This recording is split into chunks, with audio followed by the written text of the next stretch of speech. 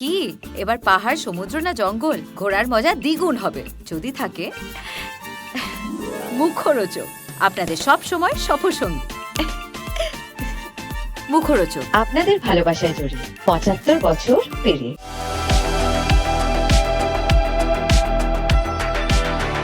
কলকাতায় শুটিং শুরু হতে চলেছে পরিচালক মণিরত্নমের আসন্ন ছবি ইঞ্জিভিলামের, যা রেকি হয়ে গেল গত ৩ দিন ধরে কলকাতার বিভিন্ন জায়গায় ঘুরে ঘুরে। সিনে প্রোডাকশন ম্যানেজার্স অ্যাসোসিয়েশনের সদস্য সৌভিক দাসের নেতৃত্বে ডিওপি অভিক মুখার্জির তত্ত্বাবধানে এই রেকি সুষ্ঠুভাবে হয়ে গেল। জুলাই মাস থেকে শুরু হতে চলেছে ছবির শুটিং। সূত্রের খবর ১৮-২০ দিন ধরে চলবে মণিরত্নমের আসন্ন ছবির শুটিং কলকাতায়। আসন্ন দিনে আবার হতে পারে টেক রেকি, তখন পুরো ইউনিট নিয়েই চলবে এই কর্মকাণ্ড।